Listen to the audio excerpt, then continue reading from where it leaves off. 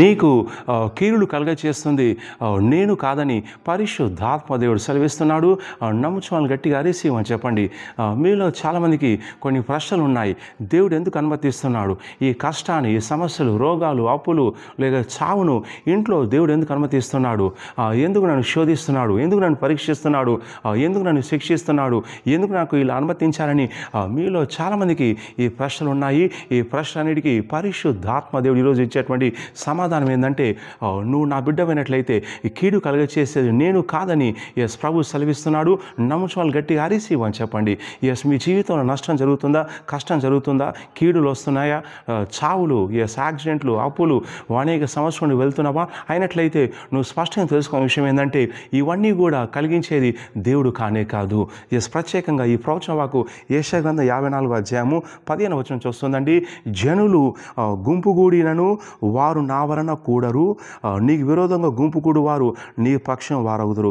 దేవుడు సెలవిస్తున్నాడు, జనులు నీకు వ్యతిరేకంగా గుంపుకున్నట్లయితే వారు నా వలన కూడడం లేదని చెప్తున్నాడు. అంటే వారిని గుంపుగా చేసి నీపైకి వచ్చి దాడి చేసే విధంగా చేసే నేను కాదని సెలవిస్తున్నాడు. ఇక్కడ దేవుడు స్పష్టంగా చెప్పేదంటే నా వలన కాదని చెప్తున్నాడు.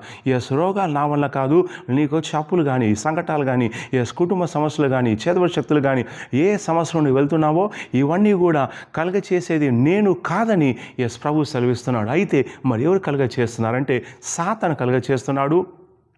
అపోస్తకరం 10:30 సెలవిస్తుంది, అపవాది చేత పీడించబడుతున్న వారందరినీ. అపవాది ఏం చేస్తున్నాడు? పీడించే ప్రయత్నం చేస్తున్నాడు.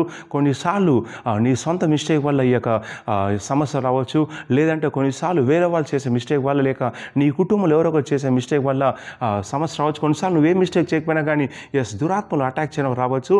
కానీ దేవుడు సెలవిచ్చే మాట ఏంటంటే, నా వలన నీకు కీడు కలగదు, నేను మేలు చేసే దేవుని సెలవిస్తున్నాడు. సో కాబట్టి ఎవరైతే వీడియో చూస్తున్నారో నీ మనసులో కనుక దేవుడు నన్ను శోధిస్తున్నాడు, అనుమతిస్తున్నాడు, నాకు ఈ సమస్యలు ఇచ్చాడు, నన్ను శిక్షిస్తున్నాడని ఎవరైతే అనుకుంటున్నారో సో దయచేసి ఆలోచన తొలగించండి. అది శుద్ధ అబద్ధం. ఎందుకంటే దేవుడు మేలు చేసే దేవుడు కానీ కీడు చేసే దేవుడు కాదు. దేవుడు స్వస్థపరిచే దేవుడు కానీ రోగాలు ఇచ్చే దేవుడు కాదు.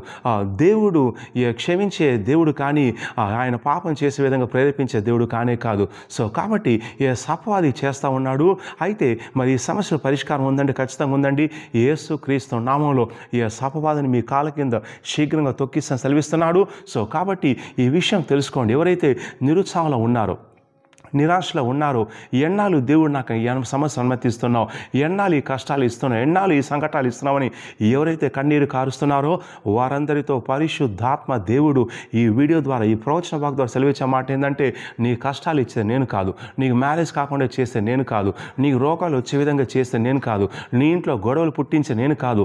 సాతాను ఉన్నాడు, దురాత్మలు ఉన్నాయి, అపవాది ఉన్నాడు, సంధకార శక్తులు ఉన్నాయి, చేతబడి శక్తులు ఉన్నాయి, ఇవన్నీ నేను అటాక్ చేస్తున్నాయి. సో కొన్నిసార్లు నీ మిస్టేక్ వల్ల కావచ్చు, కానీ నేను కాదు.